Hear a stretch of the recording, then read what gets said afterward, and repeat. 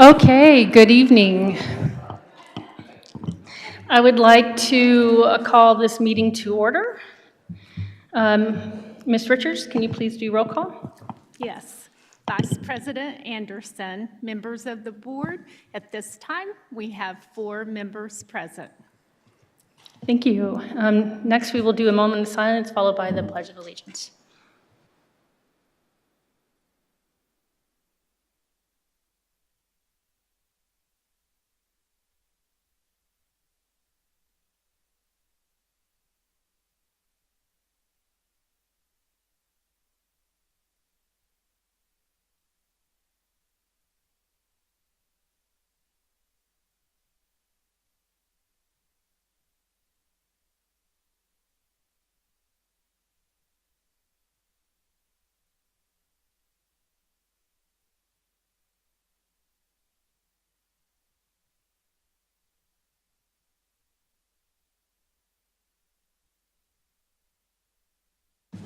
Okay, thank you.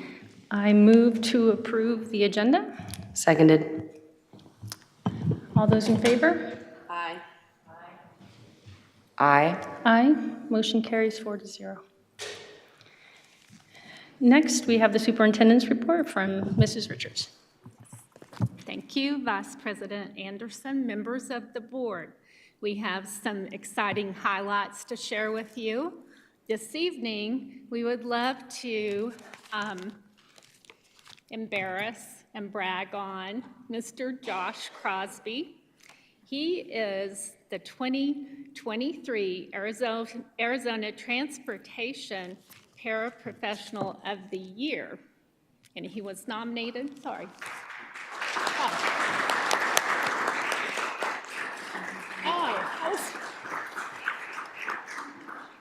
And Mr. Crosby, you were nominated by the Transportation Administrators of the state of Arizona. So can you come up here and...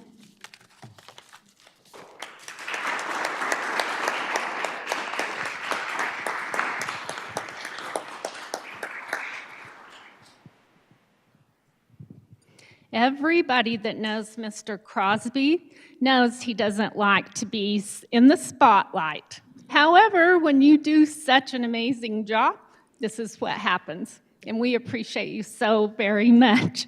Do you want to say anything to anybody?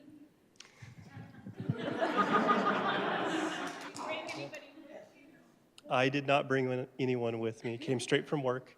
But it truly was an honor to be recognized in Flagstaff at the conference. There's a lot of people in this state that do a lot of hard work. My philosophy in Higley, you guys all know, is do what's best for the students. Across the state, I tell all the other directors, you know, there's no secrets. Email me, give me a phone call. Maybe they have a better idea than I have. We should all be working together. So I appreciate it. Thank you so much. How many years? 23 years in Higley. That's worth a hand for sure.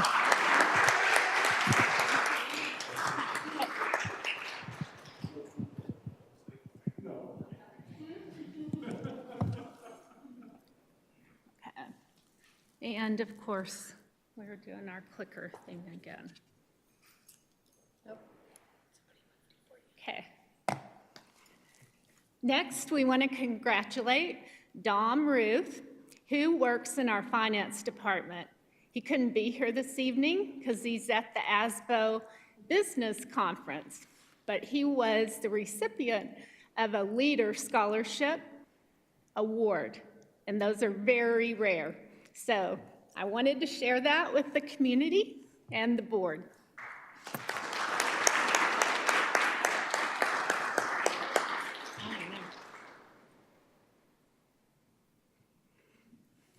This young lady graduated from Williamsfield High School, Sarah Prince. She was named Arizona Republic's 22-23 Female High School Athlete of the Year. Pretty impressive. She might run faster than Mr. Moore. We can hope.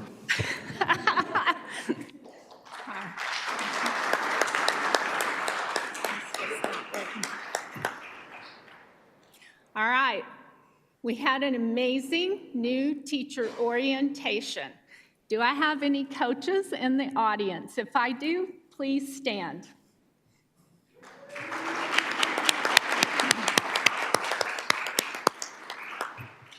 We had over 75 new teachers join Higley, and we're super excited. Here's a support team for those new teachers. Yeah. We also want to acknowledge that Miss Jessica D'Ambrosio helped with new teacher orientation, specifically by instructing our new teachers on how to use thinking maps. All right, Jessica, you have to stand up.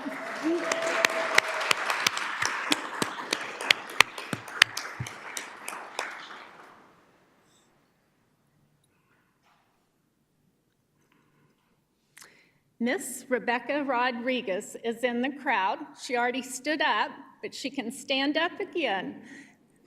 This summer, she worked with our dual and world language teachers, refining, revising our instructional maps. I went over there that day, or one of the days, and they were having a great time working together, and so appreciative of her leadership. Thank you, Rebecca.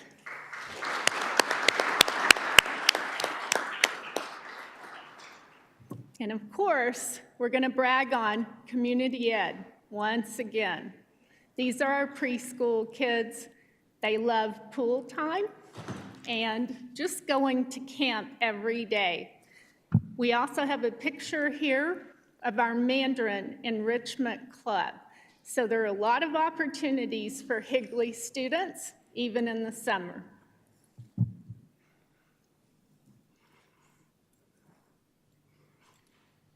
Moving on. Vice President Anderson, do you want me to move on? Yes? Okay. Upcoming events. Tomorrow, we have our back to school rally. There are 2 rallies because we have so many great employees. We needed 2 sessions. One of them's at 8:30 and the second one's at 11 at our HCPA. And I think you guys are going to be pleased to see the new paint job and some of the renovations in the HCPA. School starts on Monday, and we can't wait. Just need somebody to turn the temperature down. About 30 degrees would be great. And then our next board meeting is on August 9th. Okay, thank you. I'm sure I don't speak for myself. Maybe most of, if not all of us, had our kids go through the summer camps, and it really, my children looked forward to it. They had a great time. And then my first year back to teaching here in the district, I had Miss D'Ambrosio teach me, and I thought I knew everything about concept maps. Not a single thing. It helped me a lot. And the energy, yes, you do a great job, so thank you. Okay, let's move on to the request to speak. We value input from our constituents. This time on our agenda has been set aside for anyone from the audience who wishes to address the board. Those that wish to speak should have filled out speaker cards, which are due prior to the start of our meeting. Members of the board may not discuss, comment, or take action on matters raised that are not specifically identified on the agenda. Therefore, pursuant to ARS 38-431.01, action taken as a result of public comment will be limited to directing staff to study the matter, responding to any criticism, or scheduling the matter for further consideration and decision at a later date. Also, we ask that audience members practice proper public meeting decorum, refraining from either negative or positive responses, including clapping or verbal outbursts, to ensure fairness to all points of view. Those that refuse to follow these rules may be asked to leave. Speakers, please limit your remarks to 3 minutes, and thank you for your cooperation. First up is Jessica D'Ambrosio.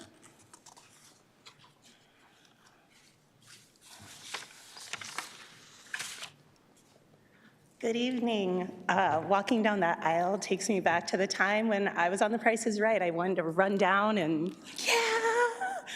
That's how much energy I have about this profession.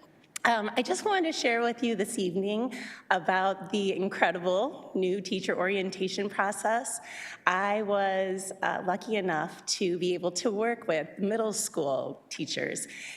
In our training, we trained in thinking maps, and some observations that I came up with of these new teachers is that they were skilled in their teaching practice.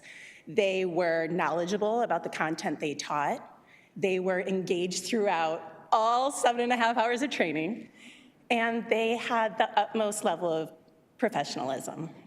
I want to say thank you to the leadership for such great hires to our district, because it doesn't just stop there. So I got to work with the middle school teachers on Thursday and Friday, but I also had a unique opportunity on Tuesday to meet all the new teachers to the district. And they were so excited and eager to start this next school year. They were attentive throughout our presentation, and they showed a lot of energy. The reason that I was at this luncheon is because I am a proud HEA member. That HEA is Higley Education Association, and the association is made up of cooperative teachers who are student-focused and goal-oriented. And I just want to say that I'm so grateful to work for Higley, who gives us respect within the teaching community to help make decisions and to just show us great leadership. So I thank you for your time. Have a great evening. Thank you. Next, we have Heather Balch. Thank you for writing out your last name.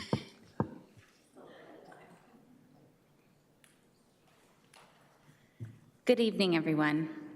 I would like to take you on a journey. Visualize for me Christmas morning, and an excited 10-year-old has just begun to open gifts. Her favorites included a chalkboard and chalk, an extendable pointer, a variety of stamps and stickers, folders, and lots of paper, even the carbon copy paper. You see, this 10-year-old wanted nothing more than to be a teacher. For some, the childhood dream is to be a doctor, a firefighter, a police officer. But for me, it was to be a teacher. I would teach my stuffed animals, my neighbors, even imaginary friends. I wanted to work to better the lives of children. This passion never left. It did morph a little bit, and I became a speech pathologist. For the past 20+ years, I have been working to improve the learning and the lives of my students, to advocate that their voices are heard and give them the skills to be successful. Never in my 10-year-old mind did I think I would have to fight for educators to have a livable wage. But in reality, that is where we are. Arizona underfunds public education. In order to improve working conditions, salaries, and benefits for educators, I joined my professional association, the Higley Education Association. I did this not to spread politics, but to encourage the best teachers, therapists, and paraeducators to want to work in public education, all for the benefit of the students we serve. Thank you. Thank you. Next, we have Roy Morales.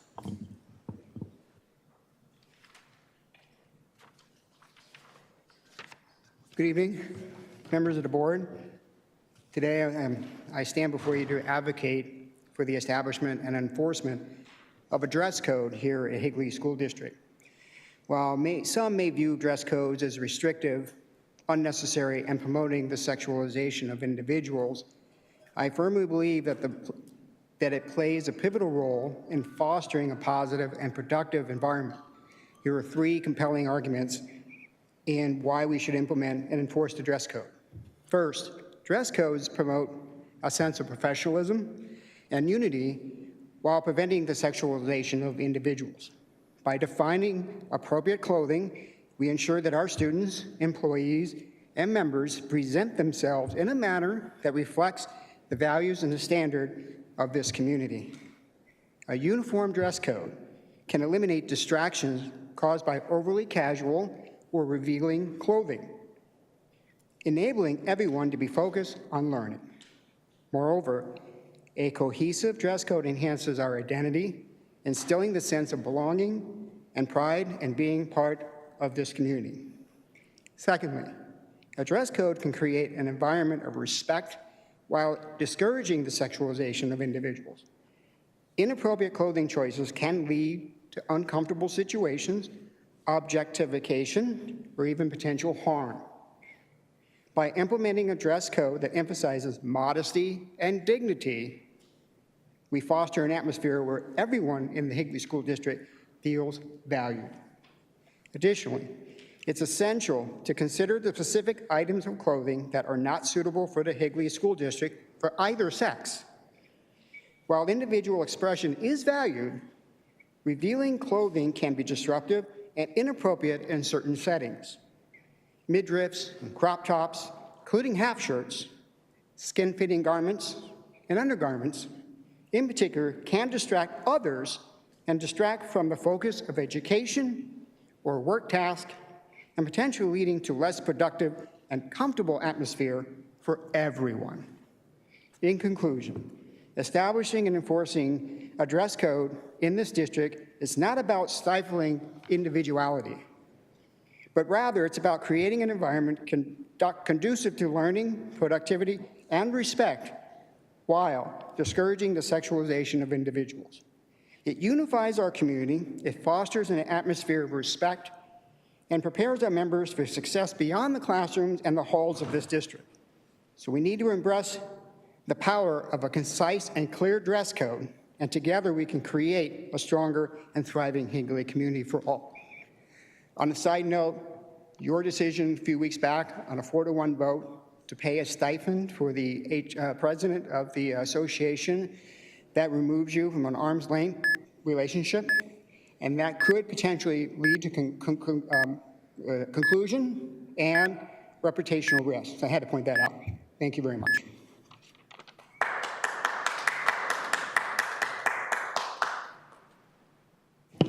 Thank you. Next up, we have John Mason.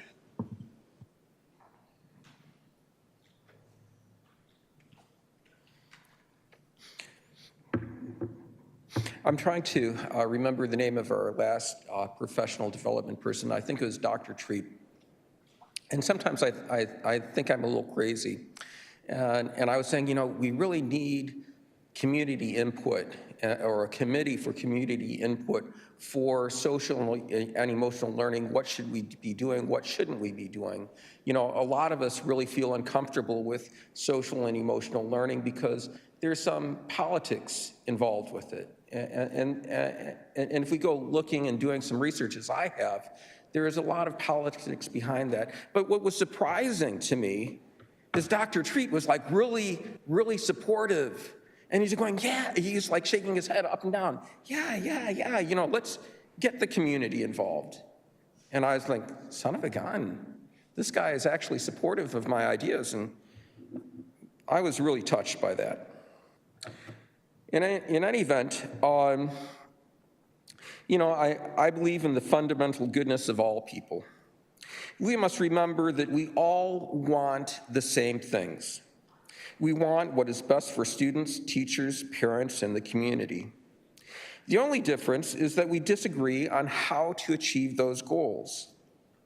Nevertheless, we must run our district like a business if we want to have a strong district in the long term. We have lots of competition in the form of charter schools and private schools. They are strong competitors because they think like a business. They look at costs and they think about what consumers really want. Parents do not want politics in the district. Let us not chase away parents with petty politics in the classroom. All teachers make mistakes, and that's understandable, and we should forgive that and just move forward and accept it. They might introduce something without some politics without even knowing it. So in the meantime, what we should do is we should think of ways to keep politics out of the classroom. Thank you very much for listening attentively and respectfully. Have a great one.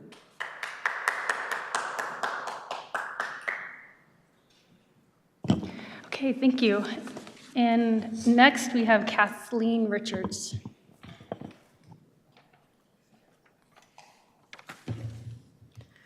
Hi, good evening. Thank you for the opportunity to speak tonight. Unfortunately, I can't stay for the entirety of the board meeting. These conflict with my work schedule. But I did notice that one of the things on the agenda is social media as it pertains to both staff and student boundaries. One of the other things that I noticed was that in the questions that were presented on the HUSD board site following, there was a question as to whether or not that would include some language for volunteers. As somebody who has volunteered significantly since my children started here in HUSD in 2016, we started with kinder prep. I have run PTO. I have been the secretary for PTO. I have faltered with my personal social media, though at the time I pointed out that there is absolutely nothing in the HUSD district that I could find that talks about what needs to happen for volunteers with their personal social media if they have frustrations or concerns, which over the years I absolutely have. I'm Team Higley. That doesn't mean that I have never been like, hey, Higley, we can be better. There are moments that I have absolutely fought for things that I felt were really important, not only for my students, but for my kiddos. There are moments that I have reached out to my network because I'm from the East Coast. I come from a long line of folks who teach or work in administration, serve on boards, et cetera. So I'm glad to see that we are having that discussion because I think social media has become something of a weapon that people like to bandy about, and laying out something clear is great. I'm hopeful that that will include you guys on the board as well.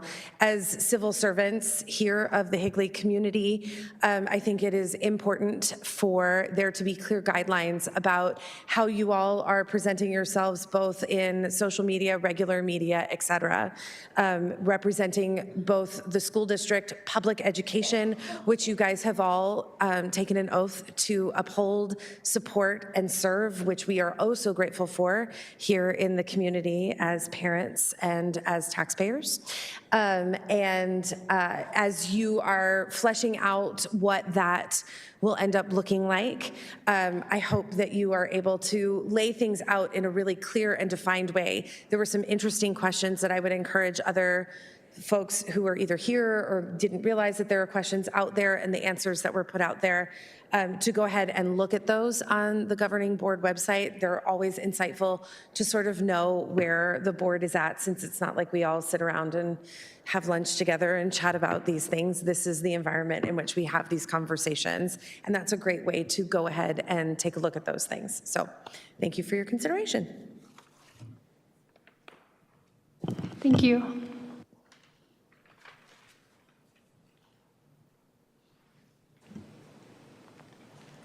Okay, we're going to move on to the consent agenda items. I move that we approve 5.1 through 5.13 on our consent agenda items. Second. Any questions or comments? All right. All those in favor? Aye. Aye. Aye. Motion carries 4-0.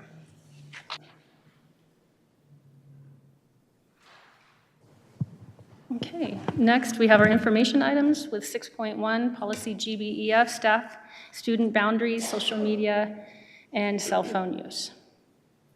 Good evening, Vice President Anderson, members of the board. Tonight we're bringing information item forward regarding the adoption of a potential policy for social media and phone guidance for educators. So the State Board of Education is tasked by the state legislature by law to come up with guidelines for parameters for educators to follow. And then the State Board of Education has a certification and investigative unit for violations of the guidelines. And so because we're kind of in the middle between the law that's established and then the policy that's established by the State Board, we're bringing forward a policy that vouches for the school to follow and adhere to the State Board of Education guidelines.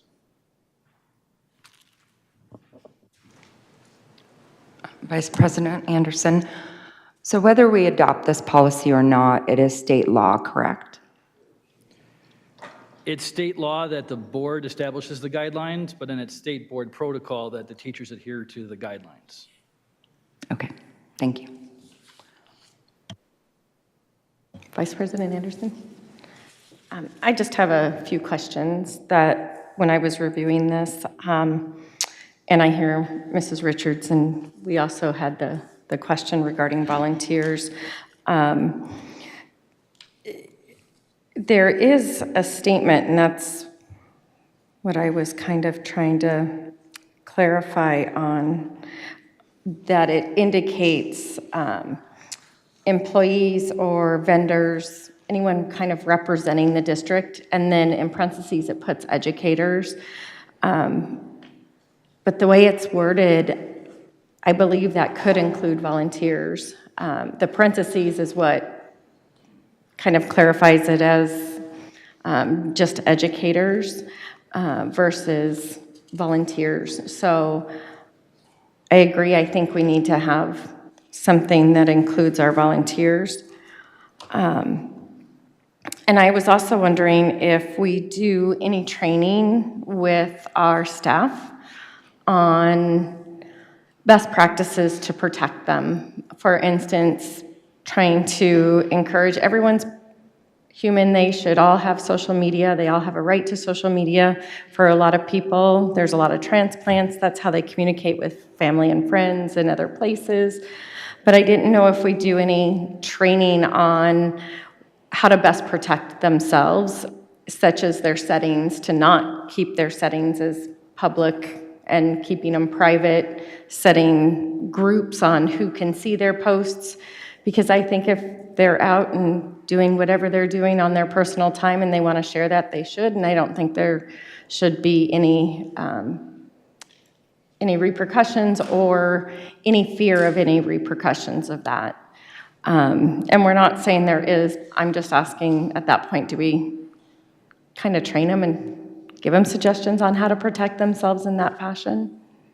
Board Member Reese, members of the board, we do train employees on the best practices from the State Board of Education, but as far as like specific nuances for different social media apps, not to my knowledge, no. Okay.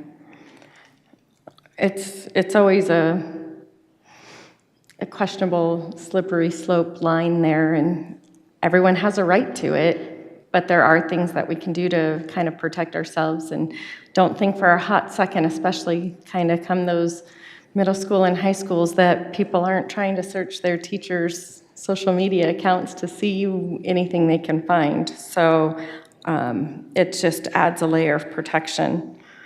And then kind of we talked a little bit about it, about volunteers, and perhaps even it talks about social media, but it also talks about the phone and texting. That may be something we can look at, because a lot of teachers who run clubs, sports, things like that, they will set up a group chat and do some texting with their students, and that's how they communicate regarding outside the classroom activities. But maybe something looking at some type of parent acknowledgement, that the parents acknowledge that the teachers can be texting their student directly and communicating in that fashion with their student directly, so that parents can acknowledge it, and if they have a concern by it, have that conversation with that coach, with that club advisor, with someone. Just, I know as a parent, several years ago, as a link crew leader, that my daughter would be texting with the teacher, and totally understandable, because it's like, hey, don't forget you guys need to be at school at 6:30, or it was totally appropriate. Kind of took me off guard, because I didn't know that was happening, and again, totally appropriate, but that's not where my mind initially went. So I think if we have some type of acknowledgement from our parents that in these instances that a staff member, whether it be a teacher or a coach, may be texting, and if they have any concerns with that, that they talk directly to them. Board Member Reese, members of the board, actually going further than that, the preference is there are apps out there. Sports U is one that we use already. We've piloted at Williams Field with the athletics, where the communication occurs between them, not through texting, and parents have access to it. We believe that's a better way for our coaches or club sponsors to be able to communicate so the parents have access. Additionally, anytime that a coach or a sponsor would push out a calendar or something, hey, practice has to go at 6:30 tonight, parents would also be included at it. At the same time, administration has oversight and has access to see those communications. Once again, we've worked on it at Williams Field. We'll be looking at expanding that program. So we want it to be consistent. The goal is not to have our teachers texting directly with students at all. So there are these other opportunities. We know that Remind is another program that is used out there. There are additional ones where we can still continue to have oversight of what is seen and what goes back and forth, and the expectation is not to have teachers directly texting their students at all. That's even better. Thank you. Vice President Anderson, sorry, I can't see past these nameplates. Do you know what the application is called that Williams Field uses? Sports U is Okay. one that when we went to an athletic directors meeting with all of the athletic directors in the area, they came and presented to us. Mesa's helped pilot that and has gone through it, so we've leaned on them for some of their expertise on how we can incorporate that to make sure that that's how our communication works. And I'm sorry, you said Sports U? Sports U. Okay, thank you. Vice President Anderson, I appreciate that as a former teacher, coach, student club advisor, having to give my cell phone number to students and parents obviously is helpful in practice. Not great. It's not like I enjoy the fact that my kids could contact me whenever they felt the whimsy, especially if years later, I'm not currently a coach, but I had students who were like, I know your number, and it was awful.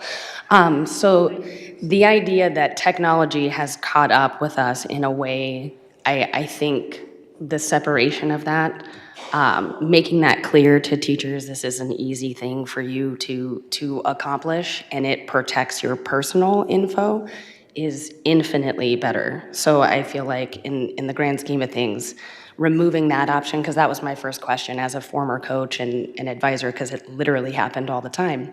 I appreciate the existence of these types of apps. The question that I would have going forward is maybe we keep a list of it. I just think of parents who have multiple kids at different things or whatever. If we could either as a school, if you're doing clubs, keep to the same kind of whatever. I'm just thinking of some of our parents or guardians who might be in a generation in which multiple apps cause stress and overwhelm, because part of the reason we've created this communication in the first place is because parents demanded it, right? Parents like the ability to access teachers all the time. And there needs to be boundaries and barriers to protect teachers because they are humans who get to have a life beyond the classroom kind of deal.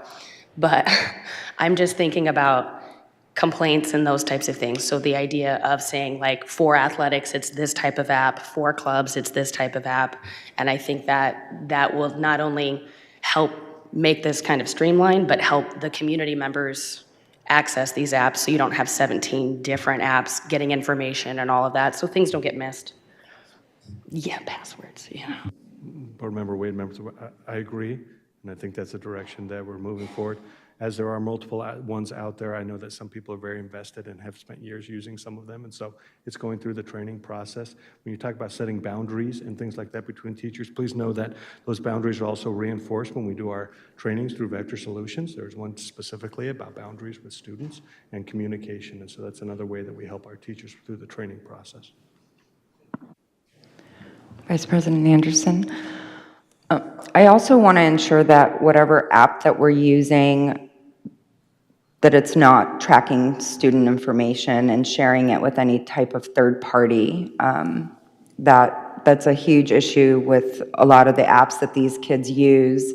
And we've had education sessions within the district to warn children about TikTok and things like that. So I want to ensure that that's not going to happen with whatever app that we end up utilizing, and ensure that our kids are going to be safe when using any app and their information isn't getting out there.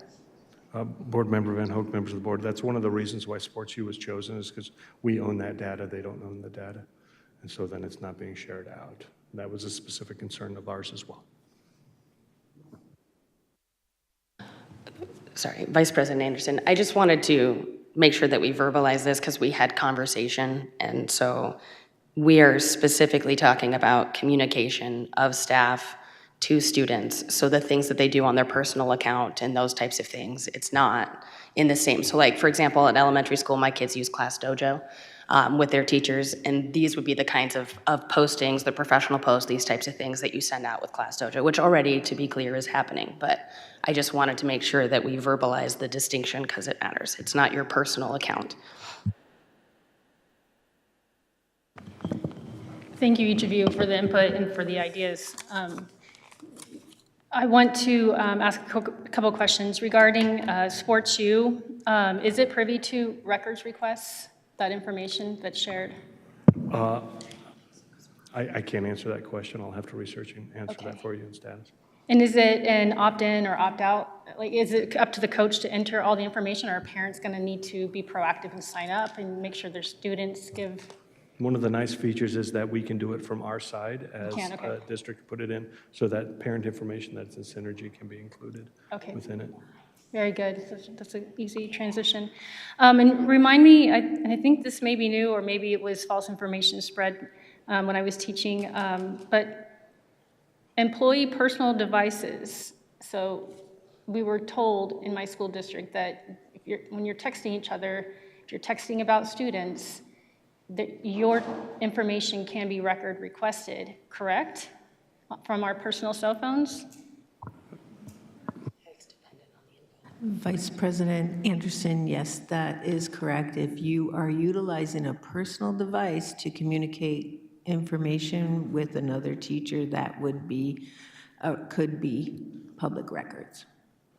That's why we recommend that you only, in this policy, you'll see the recommendation is to only use district-provided devices to communicate with each other. And follow policy as far as what you're communicating about, of course. Okay, thank you. Vice President Anderson, one of the things that Ms. Johnson and I discussed was that this level of professionalism when teachers are using social media. And I know that our teachers go through FERPA training annually to ensure that they're not sharing student information. And I want to ensure that this, in addition to the FERPA training, makes it clear that student information cannot be shared, shall not be shared, will not be tolerated by any teacher, staff, volunteer, PTO member, anybody that is in our schools that has access to student information. Because I recently experienced that with my daughter's information being shared on social media. And I would hate for that to happen to any other student within our district. So I want to ensure that that is clear across the board. Board Member Van Hoek, whatever policy this board decides on, we will enforce that policy.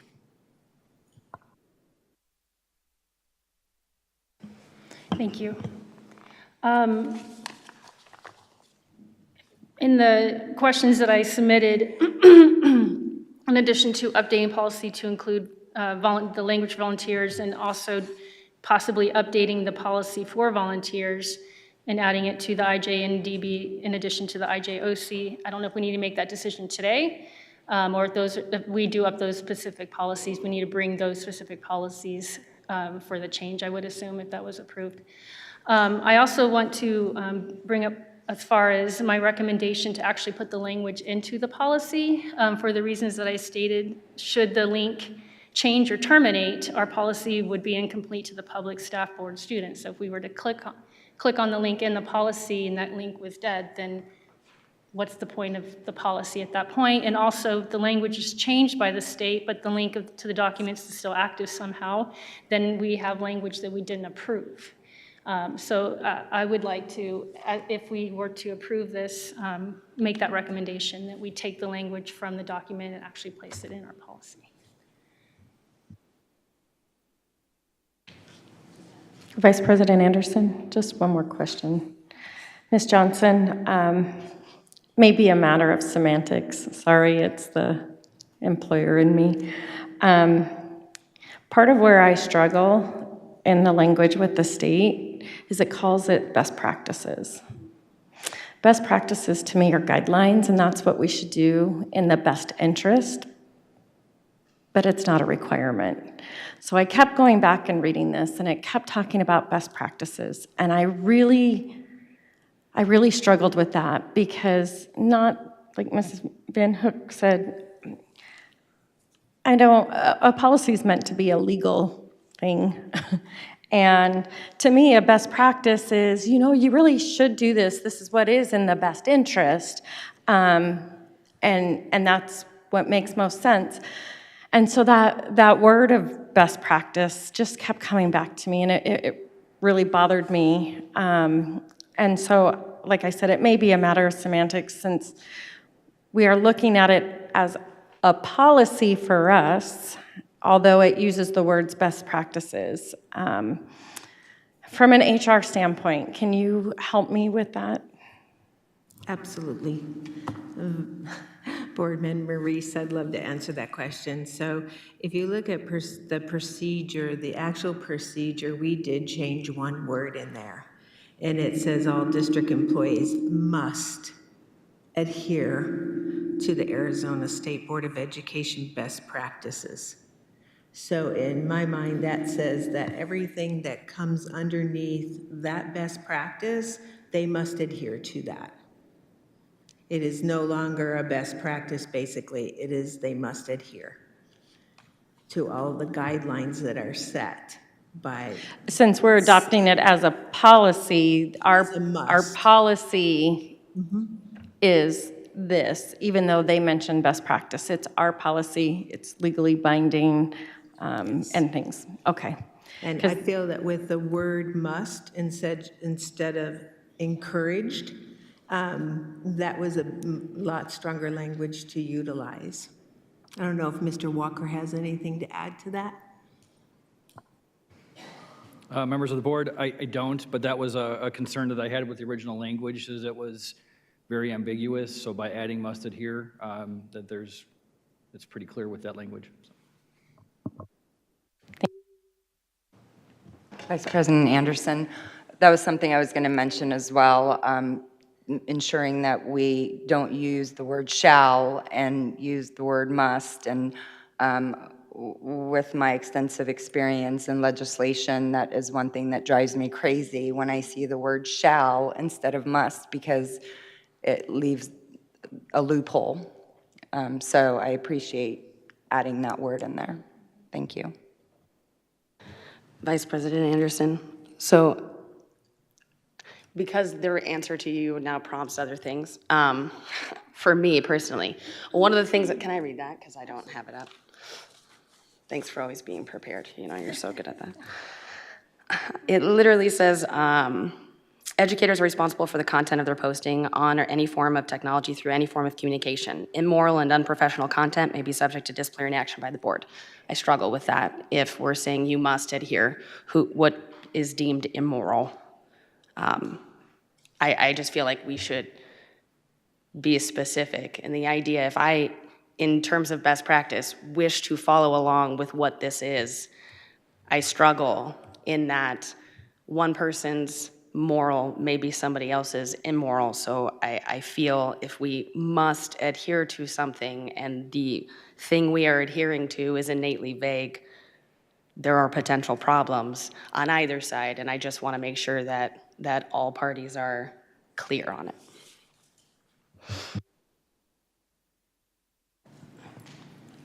Board Member Wade, we can add some additional language, but I would recommend that the board does not be very specific in the language. We need to make sure that we're not excluding anything that might come along. So I think that's why they use words of immoral or unprofessional. I'm fine with unprofessional, I feel like, to be clear. I think it's just the specific word of immoral is the one that I have problems with. I feel like unprofessional because we have the professional handbook, but we don't have a moral handbook, right? So like we as teachers have and as staff have a handbook that says this is what deems professional, i.e. that gives enough clarification for those things, because I agree with you, the idea of being super specific also creates situations that may arise that we can't possibly think about, that you would still wish to fire that person because what they did was unprofessional. But sorry to interrupt. Board Member Wade, members of the board, that language actually comes from the State Board of Education, and that's where we're not determining if somebody is immoral. They have a certification unit and an investigative unit who makes that determination. So we as a school district are adhering to the recommendation from the State Board of Education. So that's just not Higley-specific language, that's State Board language that's in that policy draft. Thank you. Then should that be changed? Because if there's disciplinary action by the board, if the State Board of Education's the one who's reviewing that, then that's not ours.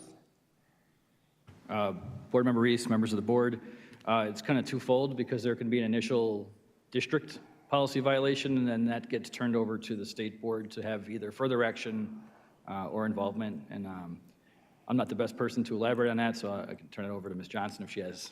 Well, is that the difference from a district, like, because if it goes to the State Board of Education, then obviously they're looking at certificates and things like that. So that would be beyond what the board would do. But if the board's trying to, as it states, determine any disciplinary action, Ms. Wade is saying, we have some issues there. But to clarify, based on what I saw in the answers, this conversation, though, and what we're talking about is school-related, school-related social media. So if a class has a Facebook page, it's not talking personal, correct? I mean, that's what we're talking about, is if it's a club or a sport or a class, that type of social media is what we're discussing. Is that correct? Yes, that is correct. Okay. So with that said, for me, the moral and immoral comes back to that professional handbook, code of conduct, the professional expectations, because what would be considered moral and immoral within the professional development or professional area is going to be very different than what may be considered moral or immoral in a personal fashion. So for that clarification, I think referring to the professionalism piece, I would even be okay taking immoral out, because if there's something that's questionable, it's going to be questionable from a professional standpoint. And that was going to be my question. Is there anything that would be brought to you as being immoral that would not be covered under the unprofessional behavior? But it's not us. Well, for our Vice district. President Anderson, I can't answer that question because who knows what would be brought forth. I follow along what Mr. Walker talked about is the state, if we have something to report that we believe is unprofessional or immoral, we will report it and allow the state to do their due process and investigate that issue as well. Can I ask, because now maybe I'm confused in the process. So let's pretend you have a teacher who posts something that is deemed quote unquote immoral. Who reports that to the state? Is that our responsibility, or can any member of the community report it? It is, if we are made aware of it, it is our responsibility, but any member of the community can make a report on any teacher, certified employee. Yes. Okay. Because the reason I'm asking this, let's create a hypothetical situation. You have a club that exists that allows for all types of persons to be accepted into said club, i.e. Gay Straight Alliance Club, right? GSA. It exists, which we already know and understand that some members of the community find that club's existence to be quote unquote immoral. So my concern is protection for things that are already established. And so let's say I, as a club sponsor, post for June, Happy Pride Month, because that's what this club is about. The idea that then I could be reported as being unprofessional when that is literally part of that club, I have questions or concerns in terms of protection if our policy states specific verbiage that then you can, as a state level, again, go after a person's certificate. That is their livelihood, when at the end of the day, it is a disagreement on, as some people express, politics. So my concern would be to ensure that we are promoting not only best practices, but best practices for what is already in existence. I mean, because at the end of the day, you have people who are unprofessional. Humans exist, and at all facets. So my concern is that you have individuals who personally disagree with certain subject matter or certain things that exist that are even part of state curriculum standards, and as a result get reported for things that, again, we are talking about people's livelihoods. And so I have great cause for concern. So to go back to Mr. Walker, because that's the state's board's verbiage, it has to be included, the immoral aspect? Board Member Wade, members of the board, we wouldn't change as a school district the State Board of Education's guidelines. I just did a quick search. Under the State Board of Education guidelines, R7-2-1308, they define all of their unprofessional and immoral actions. So that's where we're pointing to them, and then they're pointing to their own guidelines. We would never, if we're asked to follow the State Board of Education guidelines, we don't have the authority to change their guidelines.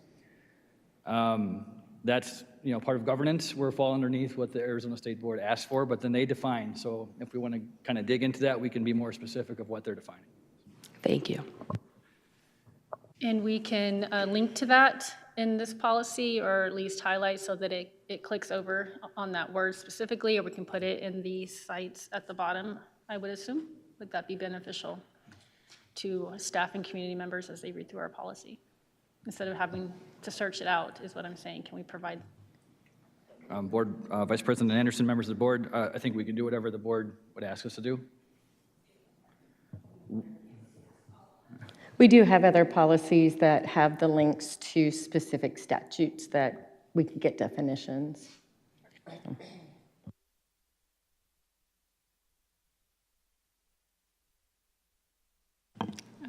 All right, that was information item, the first one. So we're going to move on to 6.2, the Special Education Day School Report for fiscal year 23, fourth quarter. Is that Ms. Miller? Okay. Vice President Anderson, we have Assistant Director Kristen Nash here if you guys have questions or if you want to discuss anything.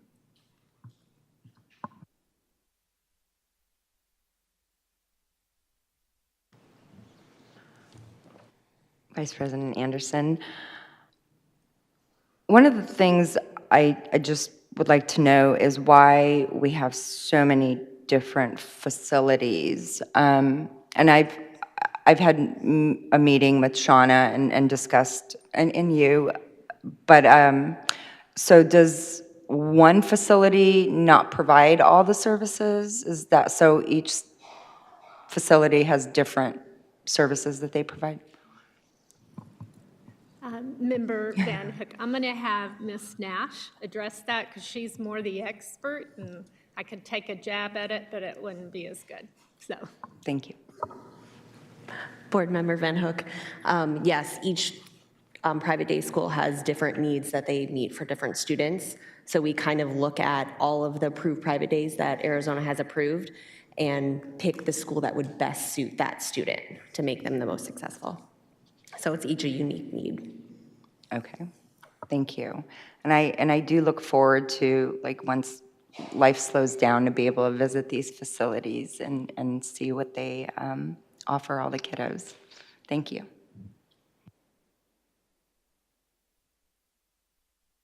Any other questions or comments?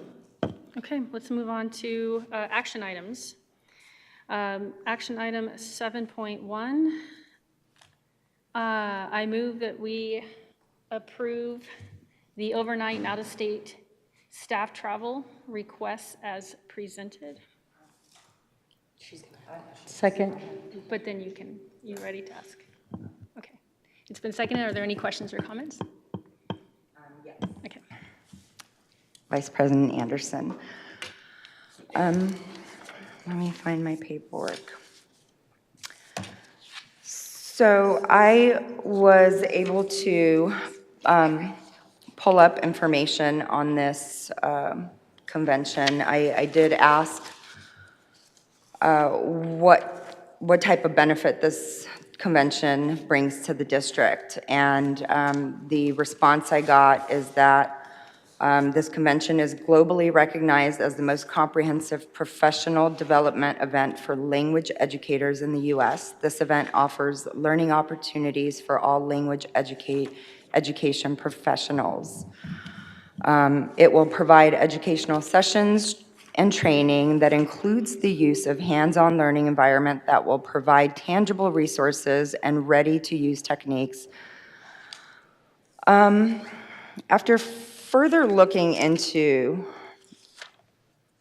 this, I gotta say I was quite appalled by one of the, well, there's 3 speakers.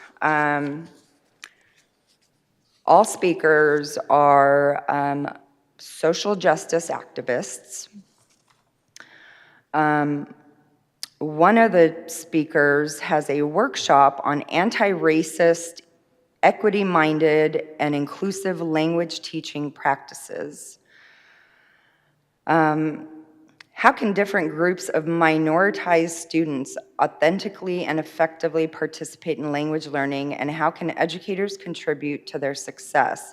Anti-Black racism and other types of inequities in the world language classroom will be examined during this workshop. Participants are encouraged to bring instructional material, lesson plans, textbooks, and online learning platforms to critically examine how these can be used to advocate anti-racism perspectives and practices of equity-mindedness and inclusivity critical to making changes needed to promote success for all minoritized students.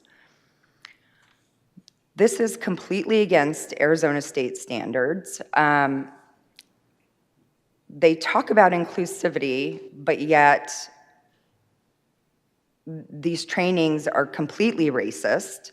They make people of white skin feel like they are the racists. And I think it's awful that we're having to spend $2,100 of taxpayer dollars to send somebody to an event, and this is the instructional coach who then brings back the information and teaches all the other teachers. It is appalling to me that these teachings exist to begin with, and I think we shouldn't be spending taxpayer dollars to have district staff to go learn things that are completely out of Arizona educational standards. And I don't even know what else to say. This is absolutely appalling to me. And that's all. Board Member Van Hook, I'd like to give a little background on the process and the why that we looked at this conference for Rebecca Rodriguez. As you know, she's had 2 years here and worked extensively with our teachers and our kids.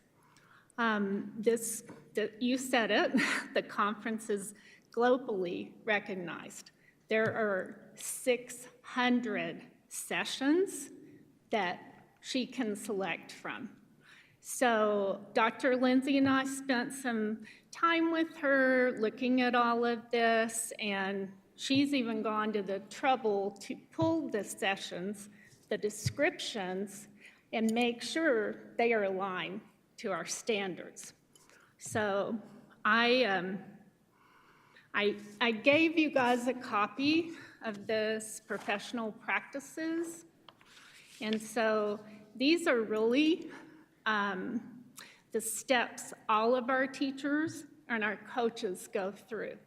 Before they go into a training session, they're going to make sure, oh, is this aligned to our state standards and our district instructional maps?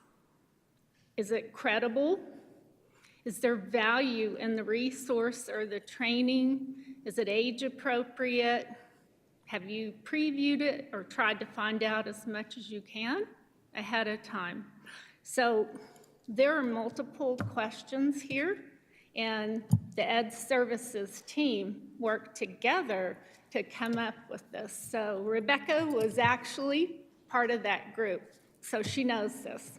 And this is in vector now for all of our teachers. It's just a good reminder, right?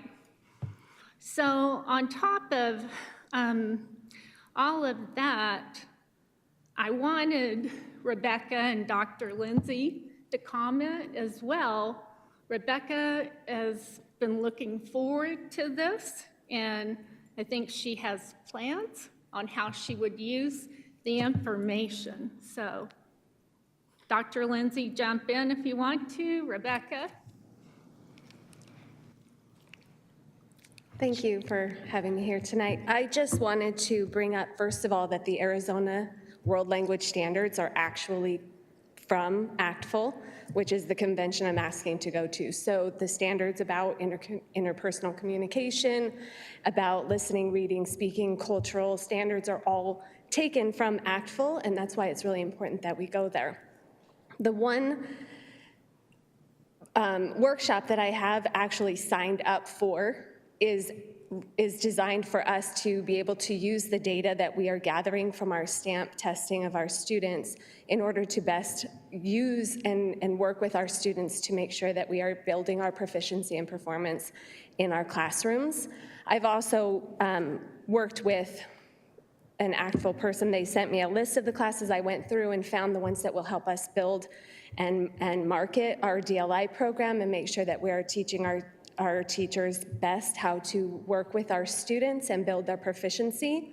We are working on all of the workshops that I have selected are working towards building our middle school program and helping our students there to build their proficiency and be ready for the high school and the collegiate ready courses that we have there so that our students are best prepared.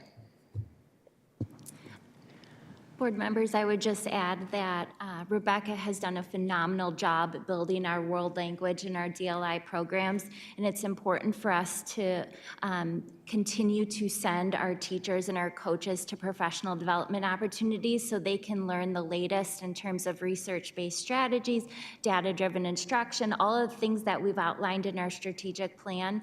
And so Rebecca can learn from that, bring that back, and continue to build capacity with our teachers. In addition to the professional practices, which she helped develop, we know that with our support and oversight that the sessions that she will attend will be consistent with our expectations within our district.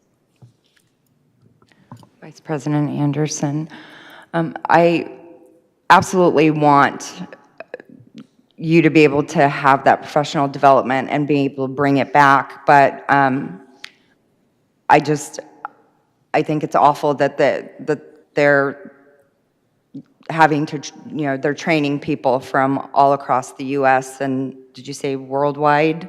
That's pretty scary, and this is the reason why parents have lost trust in the education system, because this is the stuff that's coming into schools and and why parents are pulling their children, because this is critical race theory, and this is what parents don't want their children exposed to. And I'm not saying that those are the sessions that you are going to go to, but the fact that this organization pushes this garbage on educators is really scary.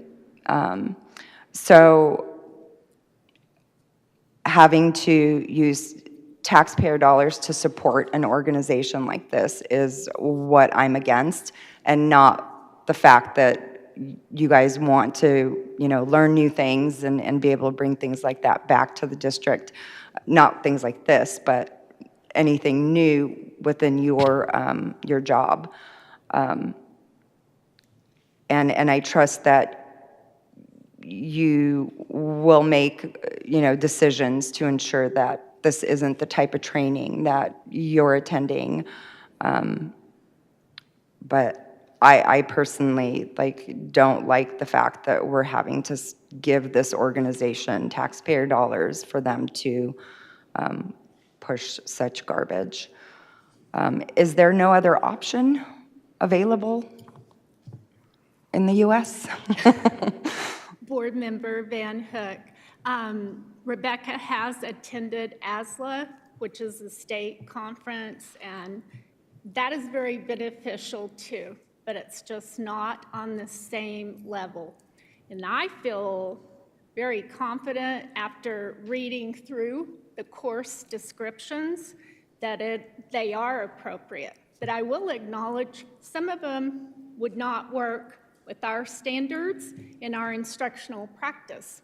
But I don't know how she looked through 600 of those, but she did. So the one she selected, Dr. Lindsay and I reviewed with her, and we're comfortable with it and believe she'll come back and continue to make our district the best in the state. So. Vice President Anderson and Board Member Van Hook, I'm struggling with the fact that it feels to me as if you say one thing and then you follow it up with something else. I recognize where you stand as your personal political views on all manner of topics that we have discussed so far. With specific education practices, the idea that it is important for teachers to understand cultures that they are not a part of, especially when we deal with foreign languages in general. There are a lot of cultural norms, cultural practices that sometimes have difficulty in how our public schools function. You'll have teachers sometimes who might look at how a student responds to something as disrespect, when within their cultural practice, it's the exact opposite. Making sure that we are aware of the fact that we teach a diverse group of people is important. You say that you trust teachers, and then you say, but we don't trust you to make the decisions on which training is best for you, what things you take back from that training. The expectation that anybody that we are going to listen to in the world is going to say things that we 100% agree with all the time is unrealistic. As a professional, I can have somebody say certain things to me and say, this works for me, and I can go, that would never work in my classroom, right? I taught in Maryland. I taught in a specific district in which they were diplomats' kids. So in the time it took me to walk from my classroom to the bathroom, I had 7 different languages that I would hear. The amount of holidays that we had to take, or the number of days in which we weren't allowed to sign homework because the following day was a specific cultural practice, all of these things, as an individual who grew up in Mesa, Arizona, I am pasty Irish. I had no concept of these cultural practices at all.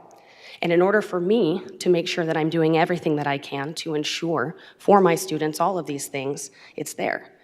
When it comes to our staff, our educators, the things that we do, I feel personally like you routinely ask questions, giving the assumption that we don't put thought into these type of concerns.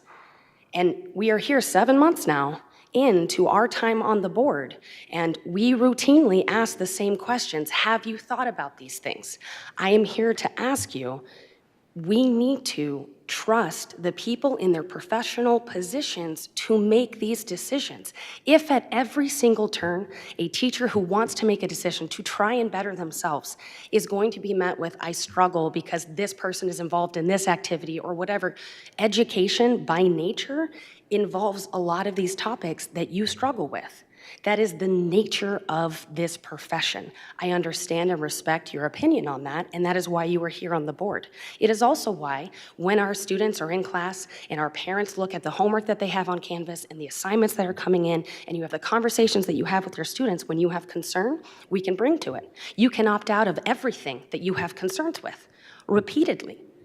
The idea that we routinely have to waste an extensive period of time of our resources, staff resources, the amount of hours you must have taken in order to look up these things to show, here's what I need, here's how I'm going to use it, because we have somebody who doesn't believe that you are a professional, who doesn't believe that you know how to look at every single person in your classroom and make the decisions to try to say each one of them matter, and I'm doing the best I can, I am struggling with.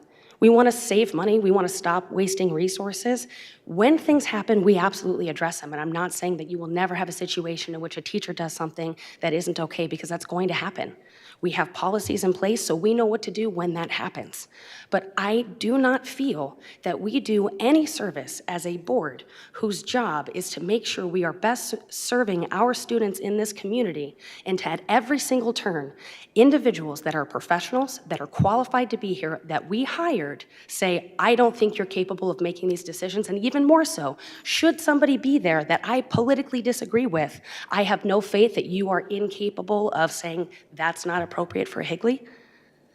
I struggle with. We need to show that we have support for some of these things. And might there be people that you personally disagree with? Absolutely. But when it comes to the curriculum that they are bringing, we have already approved it, and it has to adhere to that. We have recourse if they don't follow through. The number of professional development things that they will have people come speak that are useless happens. And then there's a good portion of things where you learn so much about how to be a better instructor to the different types of students that you are dealing with. I am trying to understand where the benefit is in saying, yes, I support you, but I need to make sure I understand every single step of your decision-making process, because I don't believe that you're capable of hearing information that might not be okay for Higley and then filtering it out yourself and saying that doesn't belong in the classroom. We have hired these professionals. They meet qualifications. And again, we have a number of checks and balances in place, doing the best we can when dealing with humans. But part of that starts with us extending that professional courtesy to do your job. The amount of hours it must have taken, the amount of resources we had our district exercise just to answer this question, I struggle with as a taxpayer, as a parent, and as a board member. Because there are other things that are, this is the week before back to school.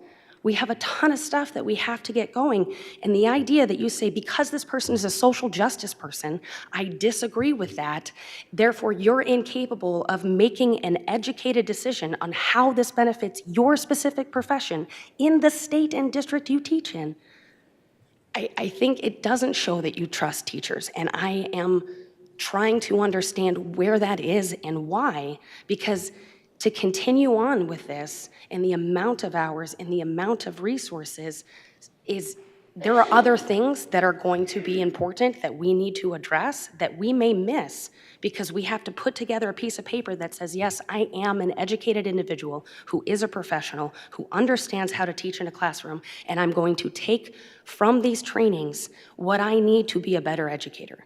And that's it, full stop. I stand with Amanda. I'm a mom. Vice President Anderson. I stand with Anna. Not Amanda. Okay. Thank you. Let's move forward with our meeting, okay? Let's move forward with our meeting so that we can hear from Anna and other board members. Board Member Anderson, Excuse me, if we could have, excuse me, if we could maintain order in the boardroom. Thank you. Vice President Anderson, Board Member Amanda Wade. It never fails that every board meeting, you have to mention that I don't support teachers, which is completely false. So I would appreciate if that stopped, because that is not the case. I do support our teachers. But if you supported public education, you wouldn't want this type of stuff coming into our school either, because what that does is that pushes parents out of our district, which means less money comes into our district. So don't sit here and accuse me of not supporting our teachers, because I do. But I need to ensure that this stuff isn't, I mean, literally, this stuff has infiltrated every part of education, which is why because this is why parents are pulling their children. And if we want funding to continue to come to our district, then we need to ensure this doesn't come here, because parents have other options in this state, and they are taking their funds and taking their kids elsewhere. And unless we stop this, we cannot make our district more desirable. So don't sit here and tell me that you are for public education and be able to accept this type of politics because it meets your political views. What my intention is to remove politics completely out of our district and not bring it in here. Ma'am, I'm going to ask again, if we can't, can we please remove individuals who have an inability to just listen? That would be great. Because I'm totally disgusted with what you've been saying. That's fine. I appreciate your time here today, ma'am. I'm going to tell a lot of people. We already have that. Ma'am, I thank you for your time. Please drive safe. If I could comment on the matter, unless you had something you wanted to add. Okay, I will wait.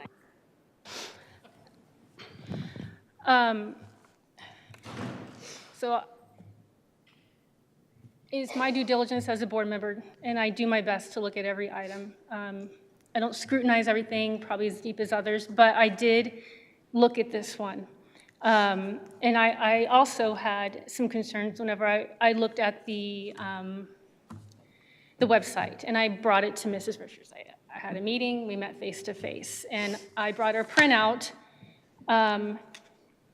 of what they had on their web page. And just to reiterate, the language and the DEI resources and the language of those resources, deconstructing whiteness and white supremacy, how to be anti-racist, white rage, white fragility. Why is it so hard for white people to talk about racism? I thought, my God, what? And that's just some of it. I printed out much more, but those right there, I thought, what is this about?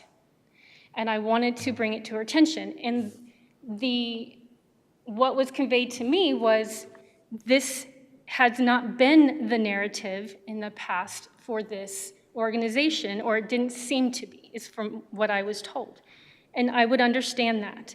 And it wasn't that I wanted to shut it down and say don't have it, but I wanted to bring awareness to our admin that we are aware that these topics were being pushed.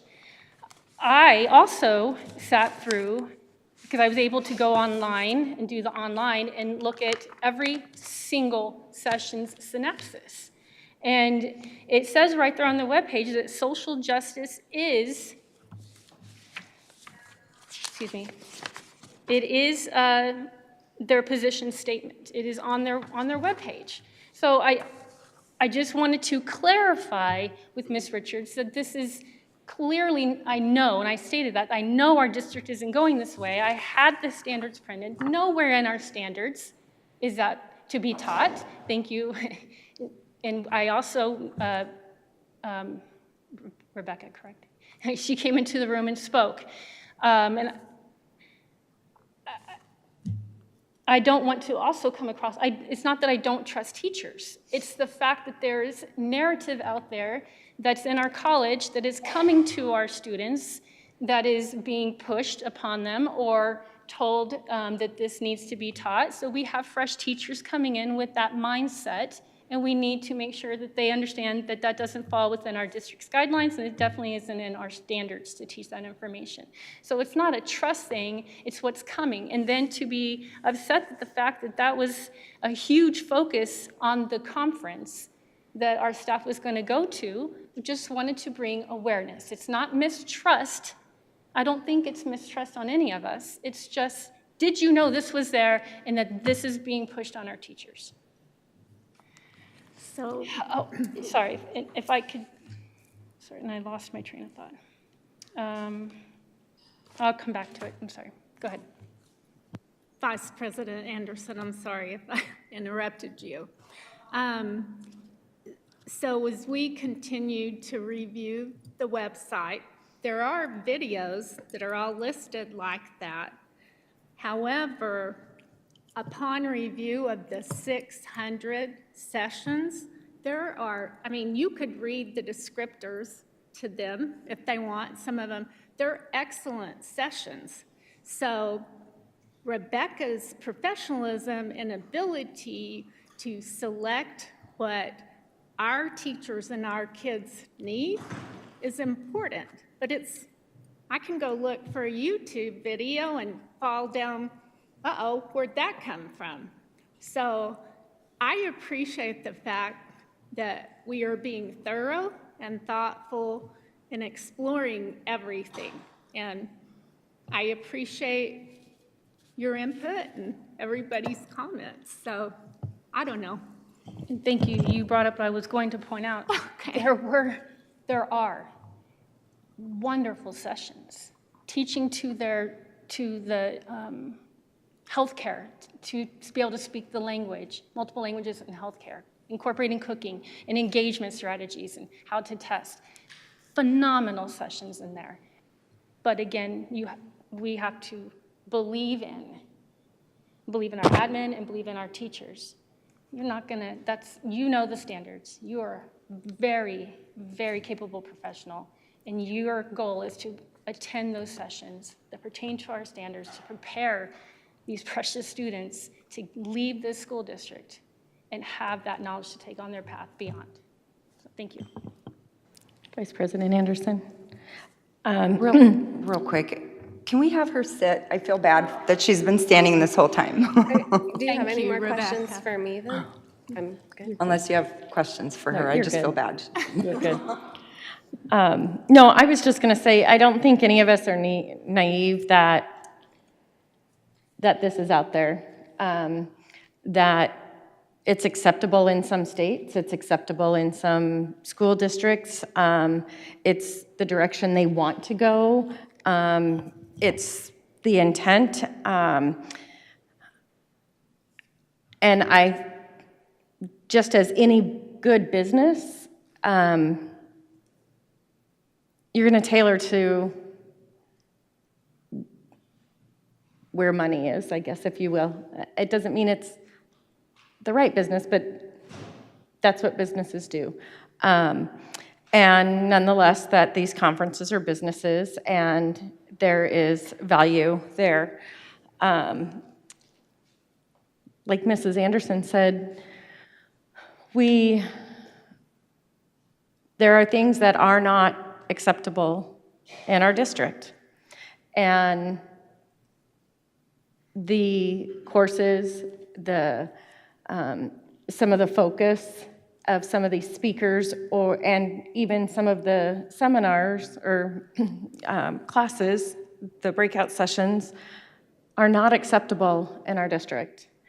And I think every single one of us will say, this is not acceptable. It doesn't belong here. We understand across the country, things like this are happening. So not being naive that that's not what it is. However, I'm also not going to sell ourselves short on getting good professional development in areas that we can. and I hear what you're saying, and I can probably pick apart almost any company and something that they do that I never want to give my money to.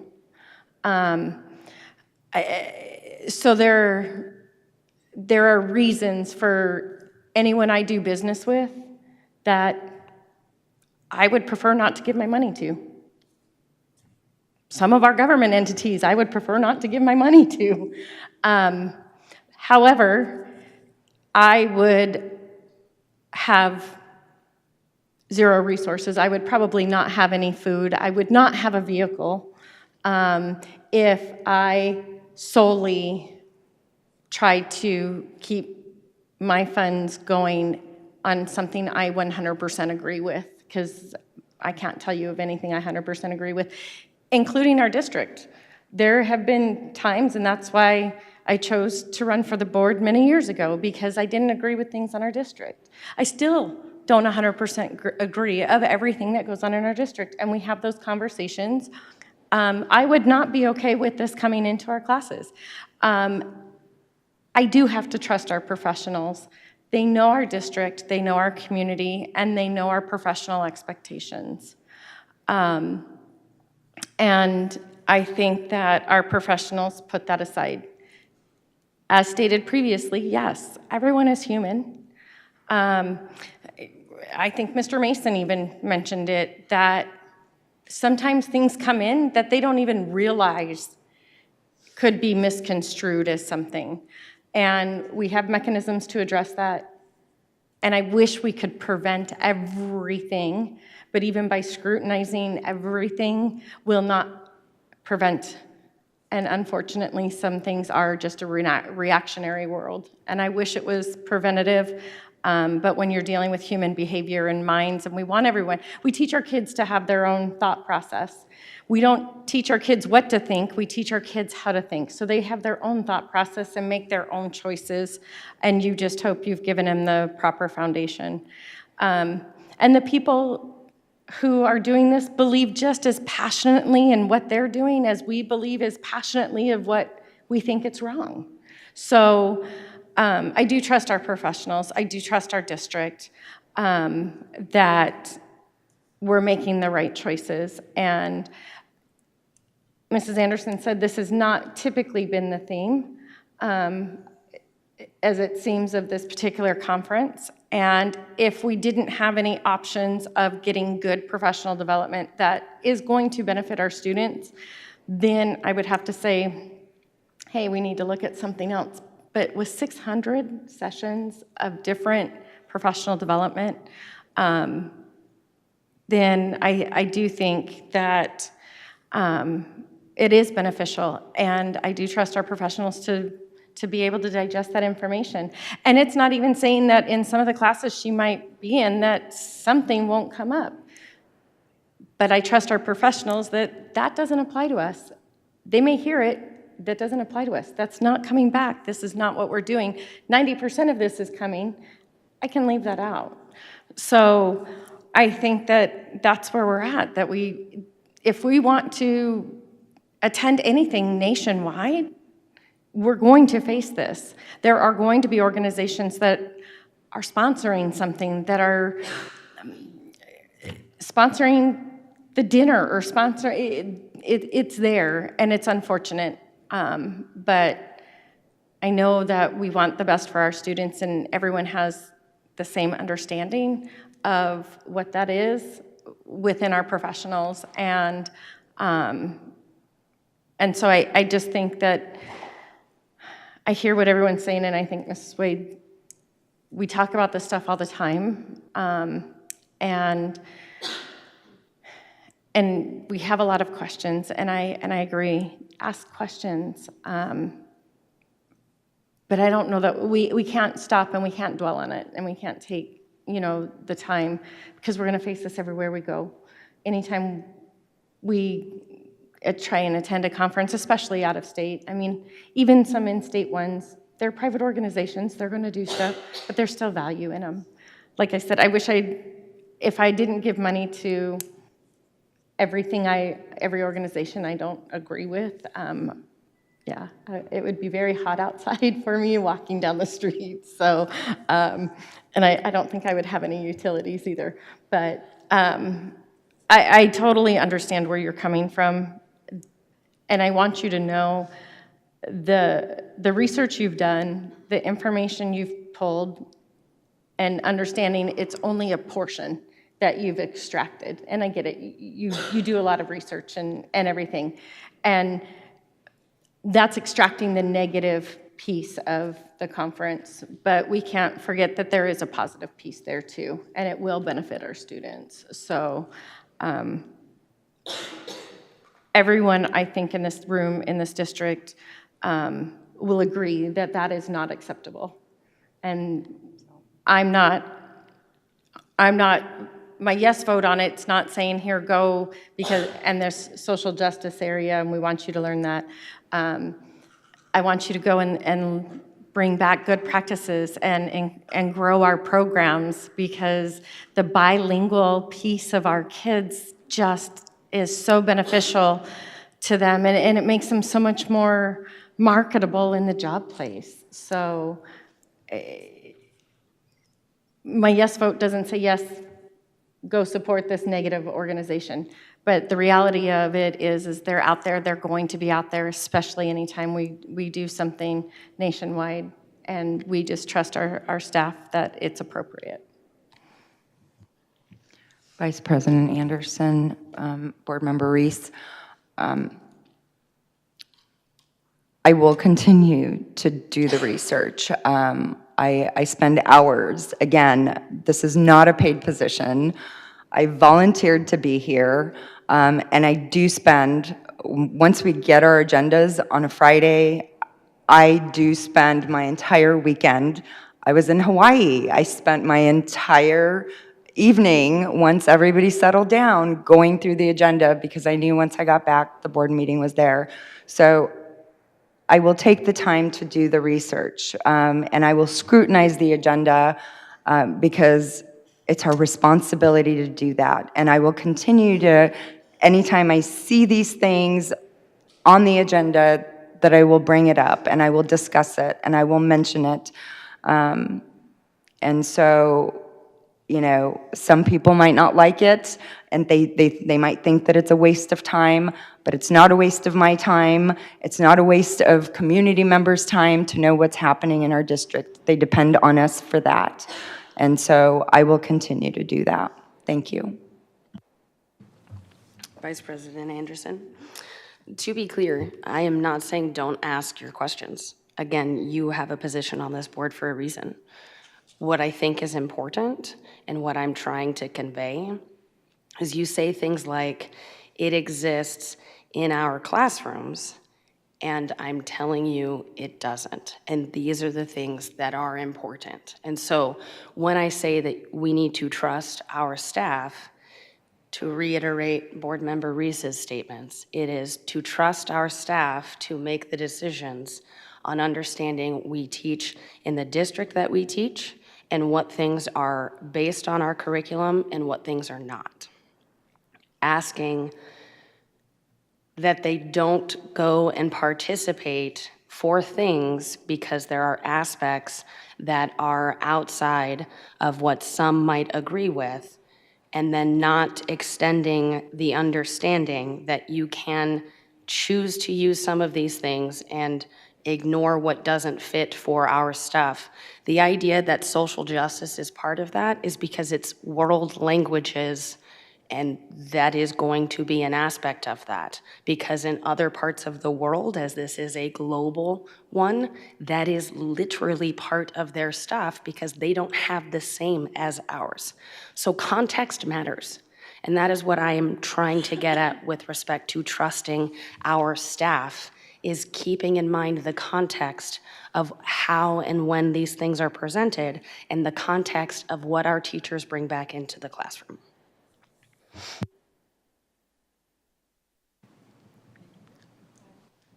Vice President Anderson, and again, I'd like to clarify, I never said that this was in our classrooms. I said I don't want it to come to our classrooms.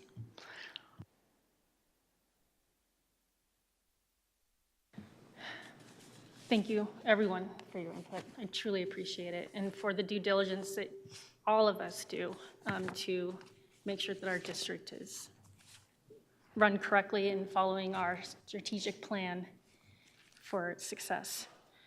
Okay, I believe we're okay. It has been seconded. Yes. Seconded. Okay. All those in favor? Aye. Aye. All those opposed? Sorry. Motion.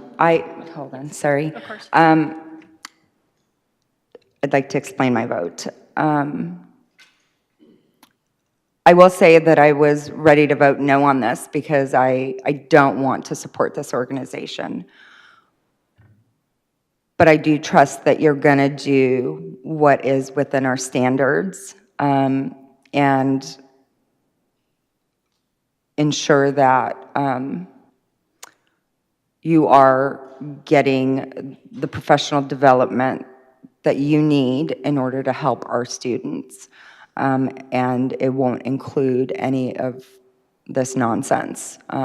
So with that, I'm going to vote yes. Thank you. Motion carries 4-0. All right, moving on to 7.2, waive the second read and approve policy. Now, forgive me for pausing on this. I had that recommendation there's a recommendation for the language with volunteers. Are we leaving immoral in at this point in time? Okay, we have to, okay. And then I recommended that we put the language into the policy. Does that mean it needs to come back through or? Okay. Okay. So. Vice President Anderson will take your input and bring it back. And forgive me, I don't know how to make that motion. Vice President Anderson, I move that we table the 7.2 with the waive of the second read so that it can be updated and come back. Seconded.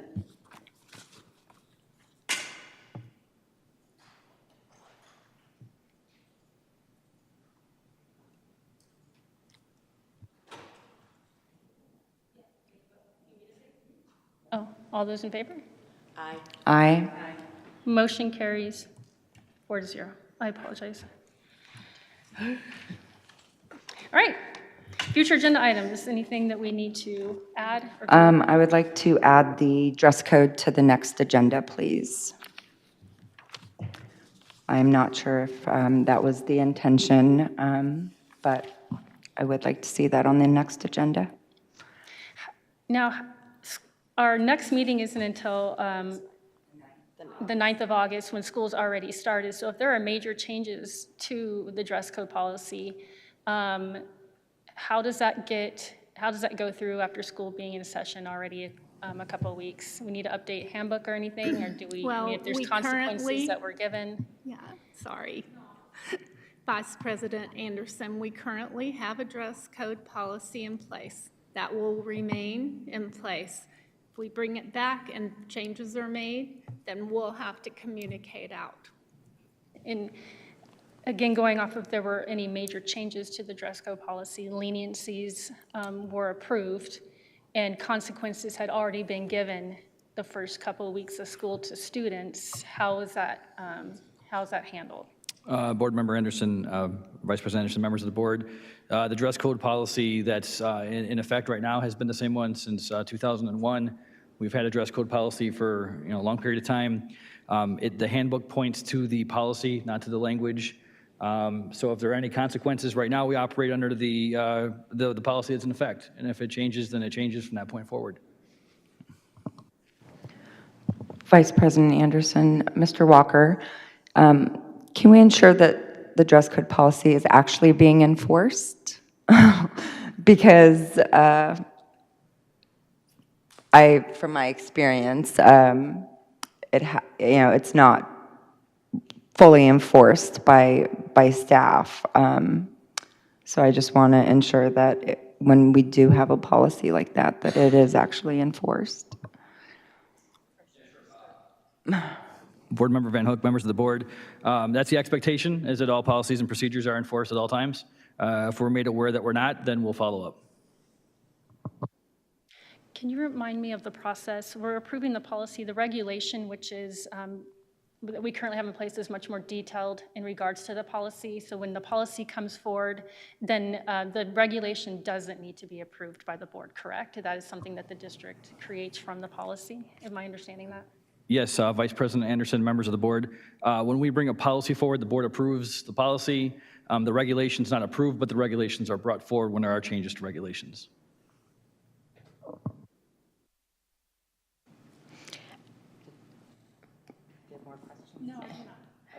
Vice President Anderson.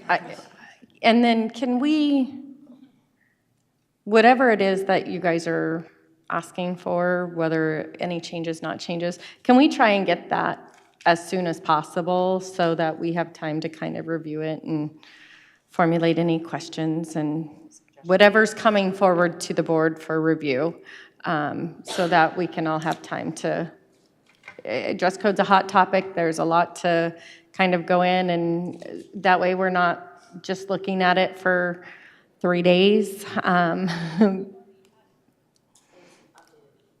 Right, but it went back and it's supposed to be coming back. So I'm just asking whatever's coming back for, because we don't have to approve our current dress code. So if there's no change in policy, then there's no reason for the policy to come to the board because there's no change. So I'm assuming there's going to be some recommendations of changes. And that's what I'm asking, that we get what's going to be coming for their recommendation sooner than later than our normal available board packet, because we need to have time to review it, formulate questions. And then that way, if we have questions, we can try and get them to them sooner than later so that we're not getting them to them on Monday and the board meeting's Wednesday.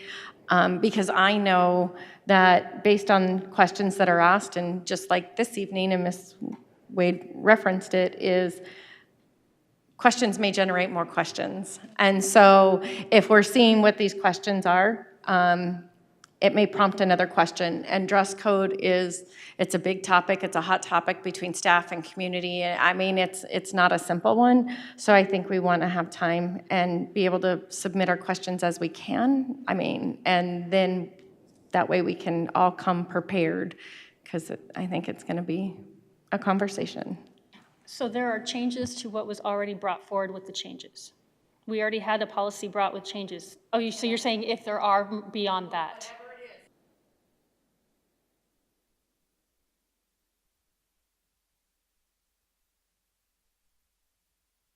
Are there any other future agenda items or questions we want to bring forward? All right, well, I move that we adjourn. Second.